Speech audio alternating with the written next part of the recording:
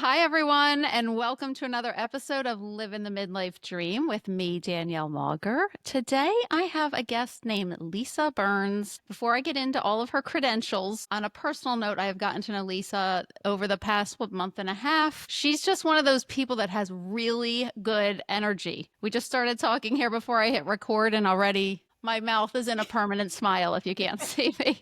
So I met Lisa for a coffee about like a month and a half ago, and we just hit it off. We had a great conversation from everything, I'd say, from workouts to some financial stuff and what's going on, what she's up to, even to hot flashes. So I'm sure we'll get into all that same stuff again today.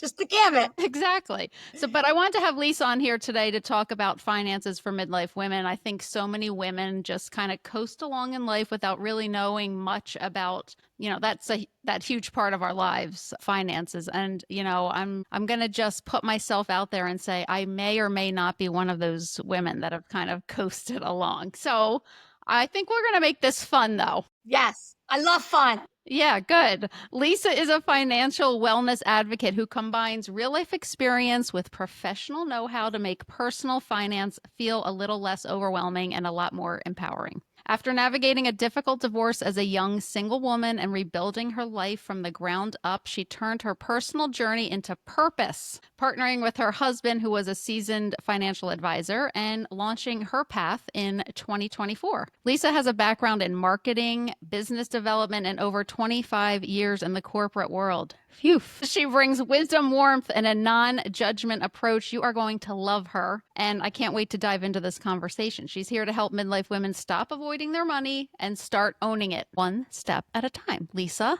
welcome. Oh, that was amazing. Oh my God. Thank you, Danielle. Oh my God. I need to have you on my shoulder when I go out and do events and stuff. And yeah. I'll just sit right there on your shoulder. Can you text me that? Would you just?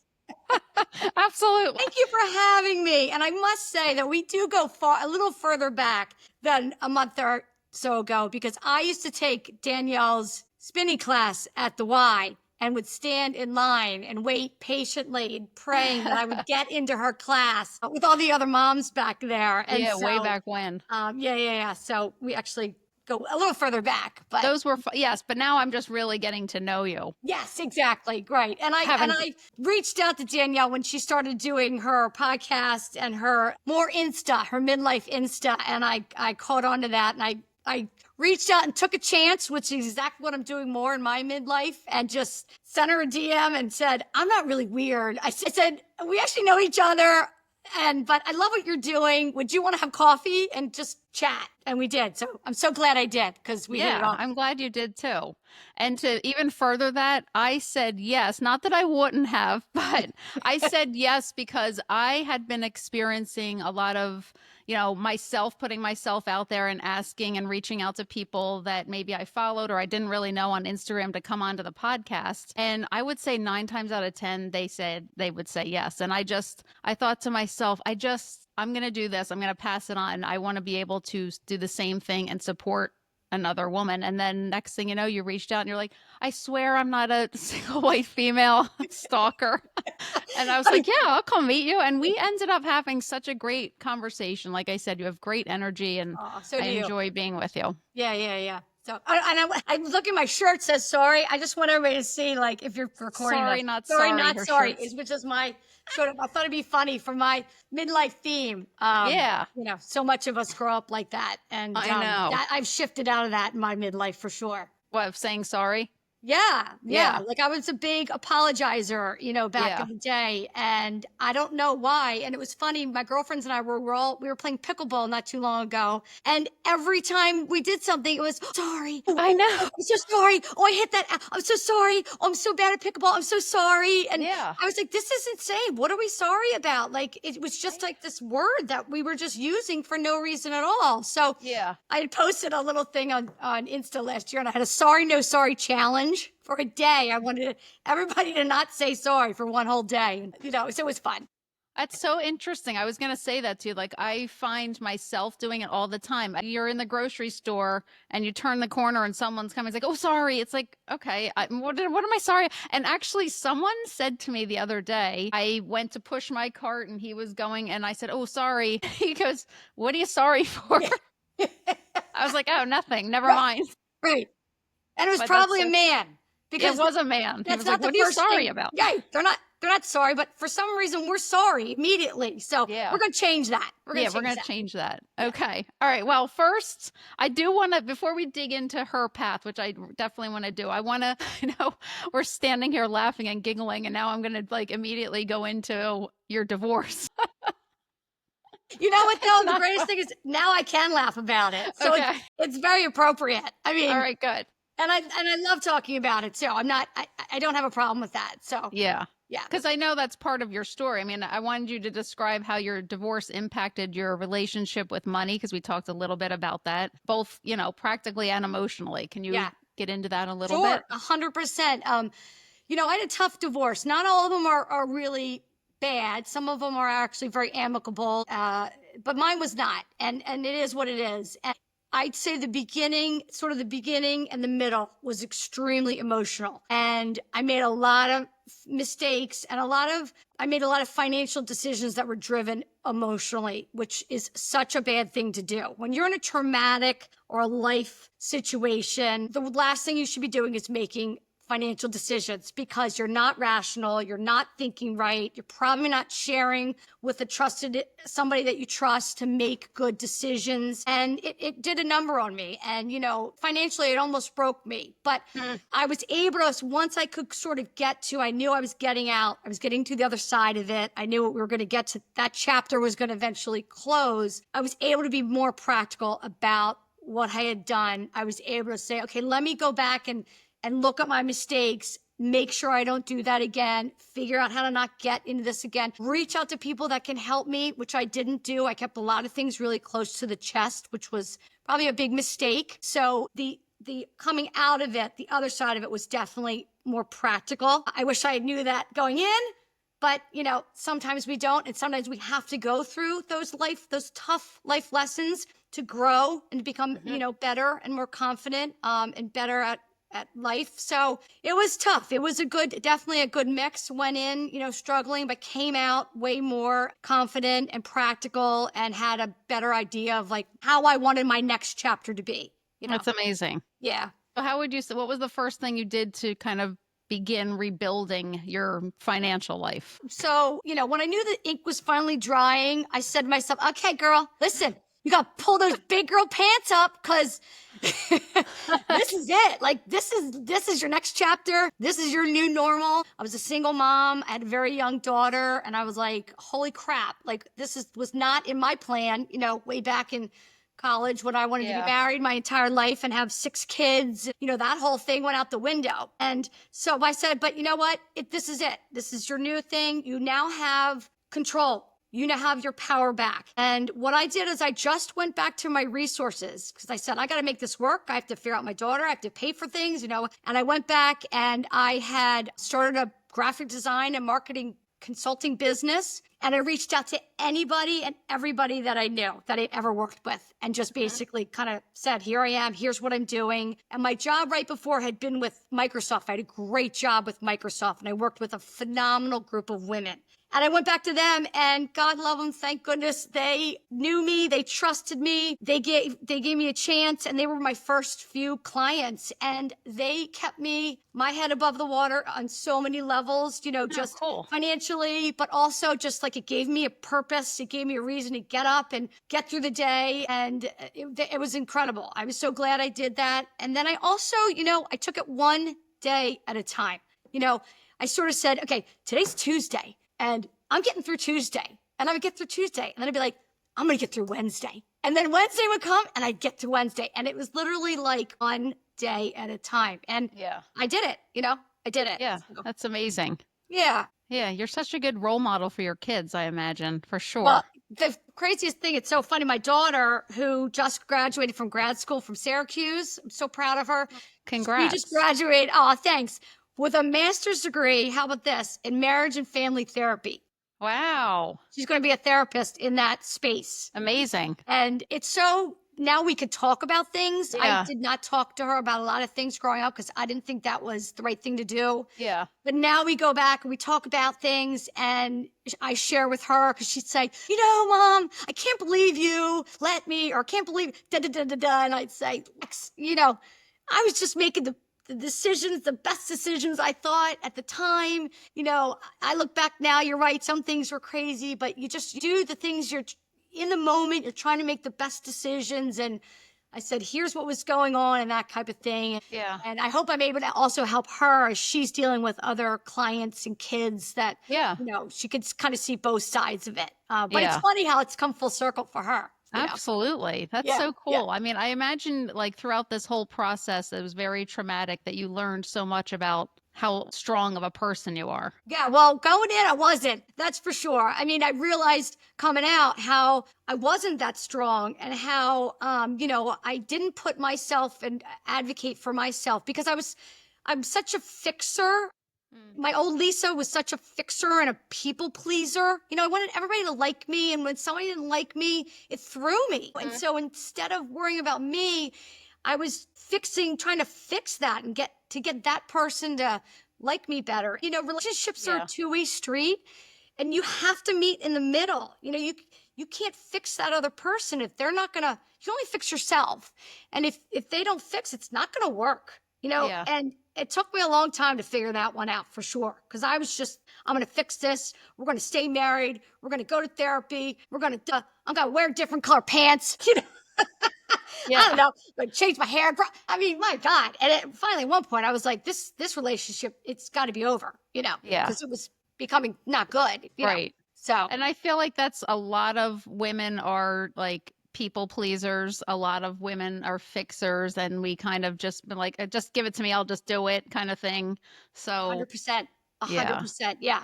So, Oh my but I God. came out the other side and, I learned that I need a voice. I have a Yeah. voice, and I had to say to myself, you know what? You're a good person and you're a good mom and you're a great daughter and you're a really good friend. And just because this relationship didn't work doesn't mean your others aren't going to, or future relationships aren't going to. Yeah. Because when you're in the thick of it, you're like, that's it. Oh my God. I'm going to be Yeah. lonely for the rest of my life. Yeah, right. That's not the Meanwhile, case. you remarried and you have twin boys? Twin boys and a stepdaughter too. Oh, So and a I step. have four. Okay. Yeah. Yeah. Wow. Yeah. Oh my So goodness. All right. Let's shift gears a little bit and just let's talk about a little bit of the finances stuff. So, do you have any advice that you would give to someone, another fellow midlife woman that feels maybe ashamed of their financial position or their life circumstances right now, like how they can get out of that? yep. Great question. And I was so ashamed. I'll just go back to my divorce for one more minute. Yeah, no, no. Go ahead. Because it does all sort of tie in. Not to keep going back, but it does sort of tie in because going through that divorce or life, traumatic event or whatever, I was so ashamed. I grew up with parents that were high school sweethearts. Mm. Divorce was not in our family. It was nothing that I had experienced. So I kept things very close. I made a lot of decisions on my own and was so ashamed of that. So I try to just keep it to myself and not share. And it's definitely 100% something that I wish I had not done. I wish I had reached out to other people that I knew had already gone through what I'm going through, gotten to the other side, were in it, and just shared my experiences with them. I don't know if you want to call it a support group, whatever, or just people that that have been there because they could have helped me get to the other side probably a whole heck of a lot quicker.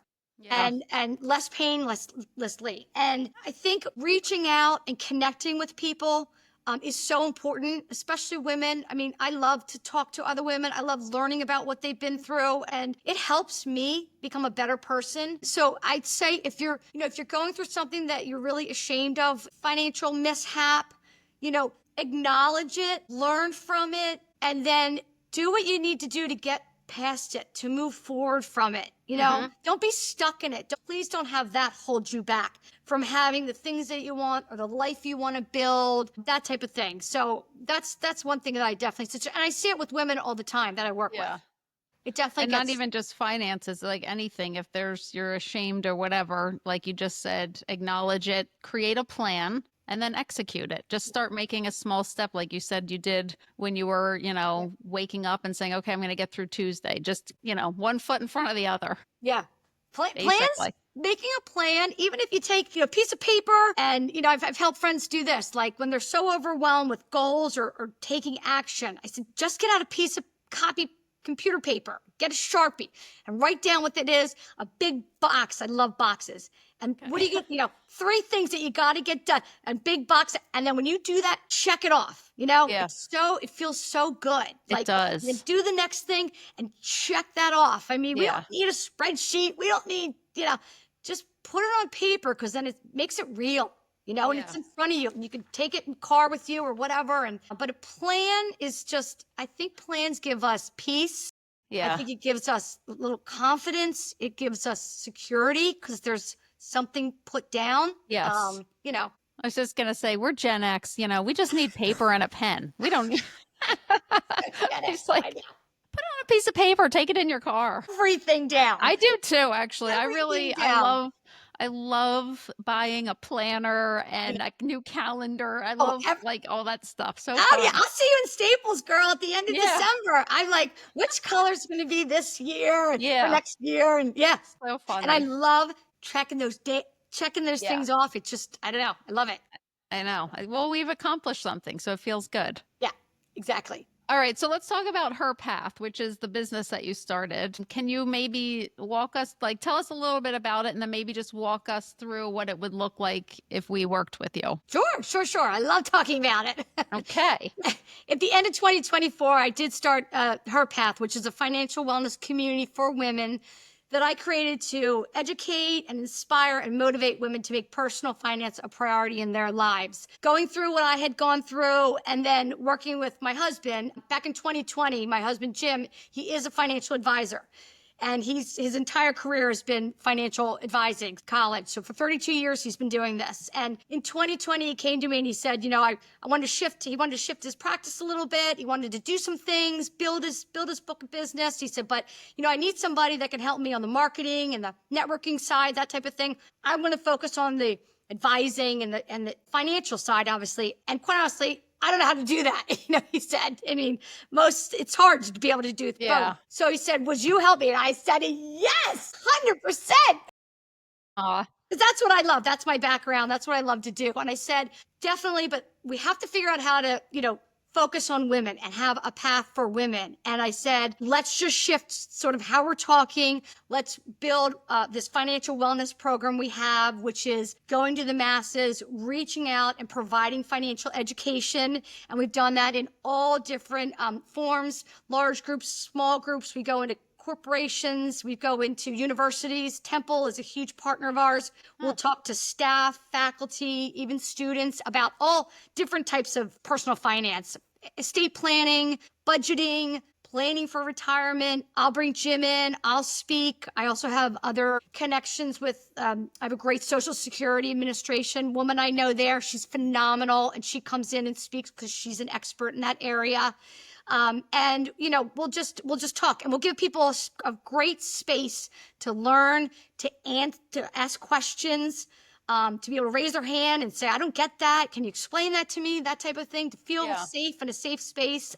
So that's what we've been doing. And then I still help Jen with a lot of his business, servicing clients and educating, but then my business is 100% focused on women. So I can reach them, talk about personal finance like we're doing today, which I love doing, and then offer guidance, offer support, offer connections with these seasoned professionals that I now know and trust and like. Whatever your goal might be from a financial perspective, everybody's kind of at a different point in their life, want to create their estate planning. They might want to be better at budgeting. They might want to just start a whole retirement strategy, that type of thing. And there's areas where I can help. And then there's also areas where I will connect them with people that are seasoned, licensed to do that type of thing.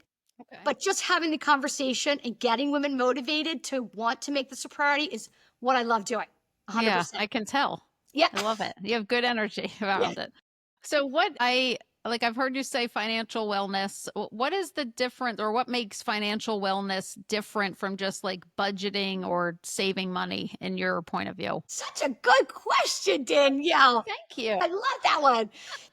Budgeting, expenses, saving, hopefully investing, those are all sort of like, your foundation, your Okay. fundamentals of like money management. Because we got to know that. We got to know what's coming in, what's going out, how we're going to, live. We're going to have enough money. Definitely the basics. Okay. Financial wellness, I feel like, is the next step or what comes after. Planning, creating a roadmap so that you're able to live the life that you want to live and deserve to live, so that when a life event happens, and it does all the time, you're prepared and you're not all of a sudden like in a traumatic situation, which is extremely stressful, and it causes great anxiety, because you haven't planned or you haven't thought about that. When you put together a plan, you have a roadmap, so you can able to take those financial shocks, bounce back, revisit, hopefully working with somebody. If you're not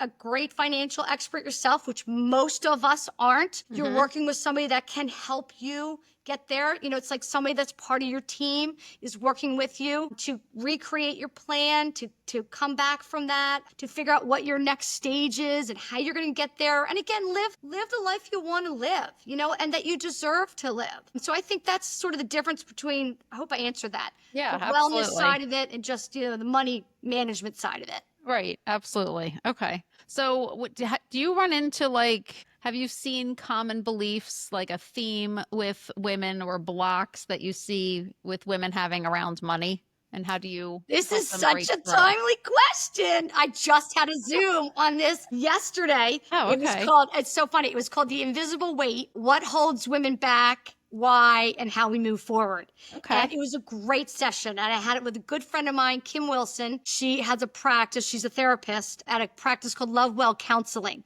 And she Okay. talked more about, what holds women back personally and the different things in life that holds us back for not doing the things that we want to do, why things hold us back and how we move forward. And I blended in how it also happens with our finances. There's so many different areas, that do. We've talked a little bit about it, that women get held back, perfectionism and fear of making mistakes, Yeah. having somebody else take over that role and saying, oh, she's going to handle that. My dad handles that. I don't handle that. That's not my role in the household, which is all well and good. And I know a lot of us do that. But what happens is, if there's a life event and something happens, God forbid, midlife divorce, you lose a spouse, a loved one, now you're stuck with a traumatic emotional situation and a financial situation where you have no idea what's going on in your financial household. And that can be debilitating for people. That's a tough thing to go through. So there's a lot of different areas that hold us back. And caretaker overload is one that's huge right now. I'm going through it. I have high school kids, college kids. I have a mother who's aging, has Parkinson's disease. We're the sandwich generation of ours. Gen Xers that were like, who needs me now? Oh my gosh, and so the things that are on our priority list, including our finances, continue to get pushed down, down, and down. Not that we don't have the good intentions, but it happens. Yeah. But there's a couple things that you could do, to move forward, which I talked about that. And a lot of it is just sort of making priorities. If you want to make your finances, priority in your life, start whatever you need to do, start that account. Open that account statement, get it out of that envelope and read it and look at it. And if you don't understand what it says, find the person that's on the bottom of it and call that person and say, read this to me. What does this mean? Kind of thing. Just start doing one little thing. And eventually, once you start, you'll actually create a habit and you'll move forward, that kind of thing. And also another thing with women, we have to reshape our money story. So many of us say, or so many women say, I'm so about money. I hate it. I hate finances. I'm so bad. Oh, I don't want to deal. I get it. But let's shift that language from the negative to the positive. Like, I'm not great with money, but I really want to learn how to change that. Yeah. Or I'm not a financial expert, but I'm ready to learn. Yeah. When we change that messaging, it becomes positive, and it actually helps us move forward on a positive path. Yeah. And it's more empowering too. Yeah.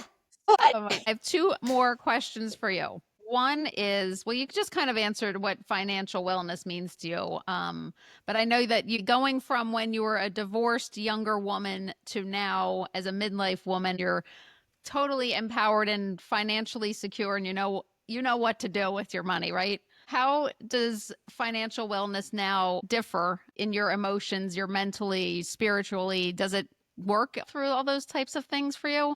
Yeah, no, it's a great question. And I'd say back then in the day, I was paycheck to paycheck. It was no roadmap. It was no plan. And that is a scary, scary feeling. Yeah. And a single mom with a daughter, but now, and I'm very blessed and lucky that I did remarry. I don't even know if he's talking about. I did remarry, and Jim is a financial advisor. So it's kind of ironic that I ended up meeting and marrying a financial advisor who loves what he does, is amazing at it. So I'm lucky. I have that in my world every single day. So Yeah. I see what he goes through. I see what people are struggling with. And that's another reason why I'm so focused on helping women, because of how they were sort of getting stuck and how they wanted to move forward, but they couldn't. And so I see now that above all things, reaching out for help is the biggest thing I would advise people to do. Most of us are not financial experts, nor do we want to be, but there's so many good, trusted ones out there that want to help, that love what they do, that want to see you succeed. It's just like hiring a trainer, just like hiring you, Danielle. Like, I want to Yeah. be better at my fitness. I'm not an expert, but I'm going to hire Danielle to help me get there, to build my roadmap, my fitness roadmap, Right. or a nutritionist, because I'm horrible at my diet. I need a new nutrition. I'm going to hire an expert. It's the same with your finances. And Yeah. you don't have to have Oprah Winfrey money to have a financial professional in your team That's what I was going to ask you. Yeah. no, you really don't.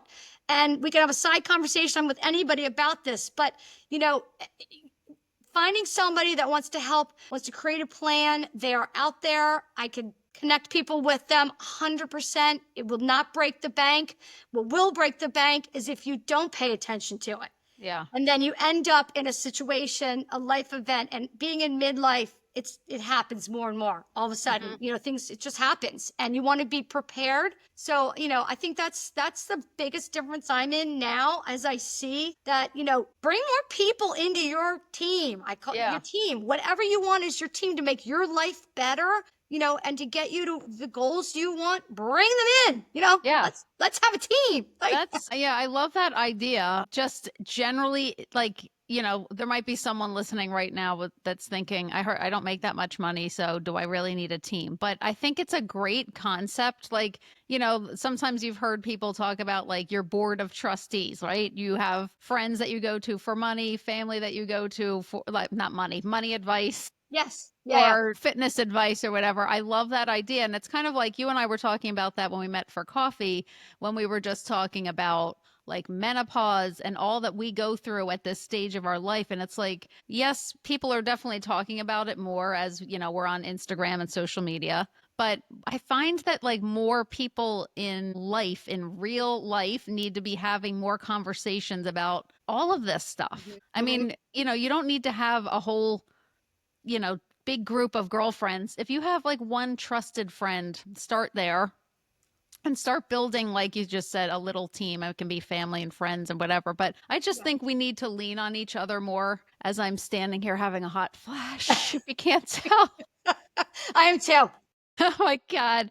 I just think we need to 100%. be leaning on each other more and sharing our experiences and being a little more vulnerable with each other. And I think it'll really take you so far, and getting support from other women. I always say, like, sky's the limit when women support each other. Oh, So 100%. yeah. When women show up for women, it is the most amazing feeling. Yeah. I mean, it's just so empowering. It's just wonderful, because we're all so busy. I get it. But when you have somebody that shows up for you and whatever that your life thing is, it's incredible. It's incredible. Absolutely. And yeah, so This has been a fun, I didn't think finances would be fun, but they are with you. hey, listen. I mean, and look, money's where we got to have money to live, right? It's not going away. Yeah. So let's at least, let's at least make it somewhat enjoyable, right? Let's make it somewhat enjoyable. And speaking of money, I ask everybody this as the last question before you go. What Yes. is the number one thing? It can be anything. What's the number one thing you absolutely cannot live without in midlife? Great question. I'm Are you looking for an object? Does it have to, whatever? looking for whatever's coming to your little head. It is my girlfriends. Your Hands girlfriends? down. My girlfriends in midlife have helped me through things that I didn't even know I was going to be going through. I mean, they are everything to me. And talk about talking it out. I mean, we laugh, we cry, we talk, we whine it out, drink it out, whatever needs be. And, Yeah. I've gone to them with so many different things, and they have helped me get to the other side. And I hope that I've been able to do the same. And I know if some are going to be listening here, and they know who they are, and they better watch out, because I'll probably be coming soon again. I'm sure something's going to fall apart in my life. No, My that's girlfriend's amazing. I hands love down. that. Yeah, I love that answer. That's a good one.